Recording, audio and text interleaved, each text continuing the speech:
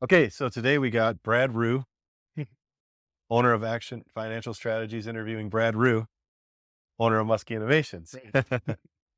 And this should be a great interview because it's truly a garage to growth small business story. So this fits amazingly. Thank you for agreeing to be interviewed. Yeah, for sure. So before I dive into some of the questions of your origin story, just for the audience, your 20-second elevator pitch on what is Musky Innovations when someone asks you.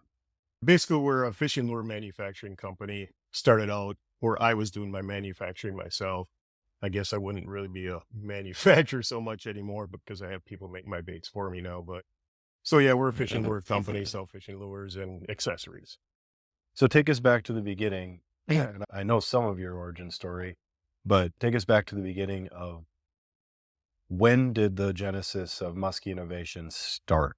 Like, what was that point? I always had interest in fishing in general since I was a kid and dabbled in tying my own flies, making my own rods. So I always had that in my history, if you will, growing up. It actually started when I went on a fishing trip with a cousin of mine who was in the tool and die business. He had his own company. And I told him as we were fishing, I said, I got a lot of really cool lure ideas. I want to bring some different stuff to the marketplace that's not really out there. And he said, I could make your mold. So we made a partnership at that time and just started off really small and in a garage, Hmm. basically. So that's what got me started. That's what piqued my interest. And then that opportunity came along. So really, you started off, I remember even in grandpa's basement, there was like your Fly tying. fly Yep. tying and Yep. bucktails and Sure. making lures for a long time. Probably since I was 10 or 12, I was tying the flies and building rods and doing all that kind of stuff. So always had that interest. And largely now moved into plastics. So was that the genesis of plastics was those dyes from your Correct. cousin? Right. So in my industry, muskies mostly, and toothy critters, if you will, pike, not a lot of soft plastics were out back when I started 1993, a while Wow. ago. Yeah. There wasn't a lot in that marketplace of soft plastic. There was a few, but nothing much. And so that was my idea and my niche to get into that market. Most things were made out of either metal or wood or wire, that type of stuff.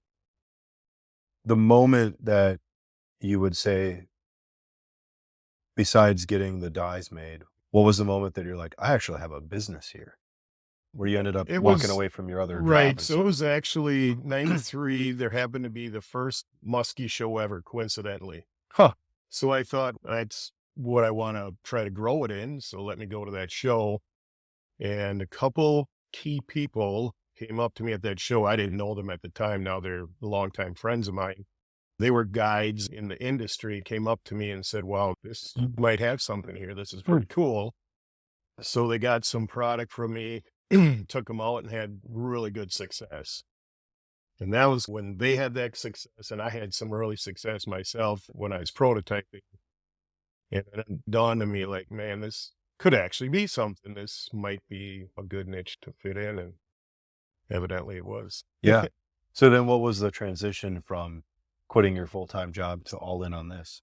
Basically, I did a full-time job and this for about 7 years. Wow. Thankfully, I also had a wife that was very supportive. And I think that's very important. Hmm. So she was also working full-time job. So I didn't have to lose benefits, which Yeah. at Yeah. that time Small was business huge. owner is Right. huge. I just got too busy. I was working my regular job from 6 in the morning till 3. I'd come home and work till 10, 11 at night. Shit. And I did that way too long. And there was one summer I'll never forget where I was going to bed and my wife was waking up, going to package the lures I just made. For a whole summer, we basically saw each other in the hallway. And I went, yeah, that's it. I'm going to quit. And at that time, I figured, I had a college education. I went to Madison. So I figured if this didn't work, I can go get a job. Mhm. Yes, I was rolling some dice and giving up a little seniority at where I worked, but I was still young. Didn't really bother me at all. So let's go for this. If I can make it work, make enough money that we can survive, that's what I'll do. And then I think it was 3 or 4 years later, she ended up quitting her job and going here. That's how fast we grew Wow. at the time. Wow. What would you say some of your early biggest hurdles were? quitting my job. Yeah. Letting Yeah, go of that I think security. there was a 1 year where I bought a house, had a kid, got a dog, and quit my job. That was all in 1 year, and I was again, I was young, and I guess it was just a gamble I was willing to take. But I also believed in it. I think that's a huge part of starting your own business and growing your own business is believing in what you're doing, have a passion for what you're doing, and working a lot. Just I always tell people when you own your own business, it owns you also. It really just becomes your life. It's not a bad thing. It just is what it Mhm. is. And so we put a lot of hours in and stuff, but it's also very rewarding. Were there any early successes that really were helping to keep your momentum going? I think the biggest thing was the support staff that I had. And I'm not talking about people who worked here, but like my pro staff guys having success on my product, right? Getting So those guides out there, fishing exactly. with your Then product. all of a sudden stores were calling me instead of me calling them Ah, going, "Hey, can I put my stuff in there?" Going, "Who are you? We don't know your stuff." When I first started, a few stores would put it in on consignment. mm, Consignment doesn't pay the bills unless they sell. mhm. But then when the product became a lot of success on it, the demand grew really fast. In fact, I even had a lot of demand over in Europe, which was a weird thing. I had a couple guys take my product over there, had some success on pike fishing over there. And there was nothing like it. Now there's tons like it. But at the time, there's nothing. So I remember the fax machine going off in the middle of the night, getting orders from Europe, and then going, oh boy. And I'd figure out, I can make this many lures an hour. This is going to take me like 70 hours to do this order.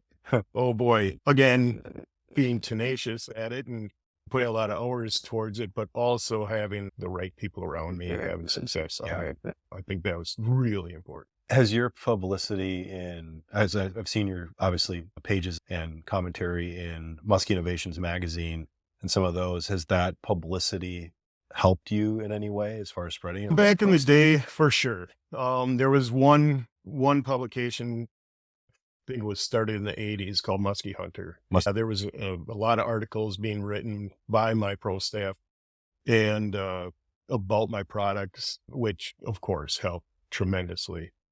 And I guess one of the other really big things too that happened, and it was a person. As these muskie shows started to grow, they started popping up all across the Midwest.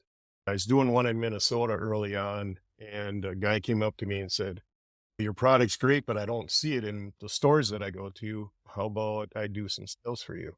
I said, "Sure." And we had a handshake. We never even had a contract. I don't know if I would advise that, but I was an honest person, so was he. And Nice. we basically had about a 25-year relationship until he retired. And he was a very good salesman and he got me in a lot of places, which really helped grow my company also. Oh, Yeah. So that was huge too. yeah. Again, the right people come into your life and can really be a big difference. Walk me through a little bit of the '08 financial collapse and how did that impact your business at all? Thankfully, it didn't hurt it too bad. There's one thing about outdoors people. They'll give up a lot of things, but they don't like to give up their passion or their sport or their free time, what they like to do in their free time. So thankfully for me, did it slow things down? Sure. But people still bought my product and still got outdoors and still did their fishing. Even as the economy is slowing now, inflation, everything right now, I can feel it, but it's not crazy. It's Mm, just a little bit. So we just have to make adjustments. But mm, thankfully, it's been pretty recession proof, if you will. yeah. And now coming into this next leg of your business journey, you're not pouring your own baits Correct. anymore. How long ago did that kind of change and how has that helped or hurt your business? I got to the point where I'm like, I can't do it anymore alone. If I want to grow, I got to find someone to do it. So I searched and searched, and there's really not a lot of a lot of companies that do what I call hand pouring of soft plastic baits. There's a lot that do injection, and it's mostly down south for bass fishing. But a lot of my baits are too big to inject. It just doesn't work right. So I tried the injection thing, spent a lot of money on a lot of molds, and the baits just didn't work. The product just didn't work like it was supposed to. So again, I brought everything back and I found somebody. Again, it's the people that really help, and I help them start their own business. And now they, I think, have 8 or 9 employees. They're pouring my stuff. They're making baits for other people. But yeah, that was a huge hurdle. Is when I knew I couldn't keep up. What was I going to do to still get my product and still get it out there? And since then, I've been able to grow exponentially because I have time to do what I need to do here instead of making baits. I'm shipping baits, I'm finding new customers, and developing new product. And I don't have time to do that. Before it was just try to keep up on orders. Yeah. Yeah. Trying to not to have the business Right. outpace you. Exactly. That's huge. That's really good. Any commentary on where your business is today and where you see it going in like the next 5-10 years? And the industry, maybe some commentary on the Right. industry. My business is the strongest it's ever been. Actually, the years of COVID, like I told you, people will still go fishing and still go hunting. So my business actually grew quite a bit, and we got to develop some new products. We came out with rods and things like that. I'm also trying to diversify a little bit into other things than just lures, more accessories and, Sure. and again, rods and stuff like that. It's exciting. I got a new product coming out this year, and I've already got 2 more being developed, drawings, the whole 9 yards. The way I look at it right now, because I'm just putting the pedal to the metal and moving forward as fast as I can grow. Almost outgrowing my facility. Yeah. Actually. I see you're a little crowded in here. For Yeah. those on YouTube, Right. there's a lot of lures hanging around There here. is. There's a lot of product. Don't get hooked. Right. Or get hooked, because then Yeah. you're There you supporting go. it. So still in growth mode. It's definitely in growth mode. And I'm 56, so 6 to 10 years-ish, probably going to maybe move on and sell. So I want it to be at optimal when I do that, obviously. I know we're in super small Cleveland, Wisconsin Right. community. Have you had any impact on the community with what you're doing here? Well, I think probably the biggest impact is the companies that I purchase from, like my lures, Midwest Tackle. They employ 8 or 9 people now. Those are 8 or 9 people that weren't employed by me or by support, if you will. They're not actually my employees. I try to do everything as local as I can. All my packaging is bought out of Fond du Lac, Wisconsin. One of my friends is a salesperson there. So as much as I can, I try to keep it as fairly local. I try to do most of my stuff in the United States. Not everything is, because some things it's almost impossible. But I try to do most. And if I'm not doing something, maybe I'm buying something from somewhere, but I see that opportunity here, I will change as fast as I can, because I think that's important. Built in America. And all these lures and everything are, like I always say, about 95% are all built right here. That's fantastic. And you're in big stores. It's not like you're in so-and-so's bait and gun down the street, which you might be there too. We're there too. We have distributors. Distributors mostly sell to those guys. I do sell direct to some of them also.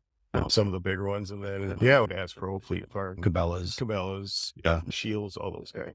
Any last vision for your business aside from growth? What is transitioning out for you? Is it a hard stop, or do you think you're going to no, phase out the depends purchase? upon, of course, the buyer, right? One huge thing for my business in the last, I'll say 5 to 7 years, has been the internet.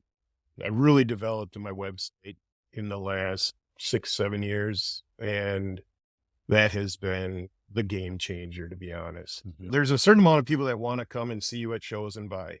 There's a certain amount of people that want to go to stores and buy and feel and touch, right? But there's also people who want to buy online. That's the only way they buy.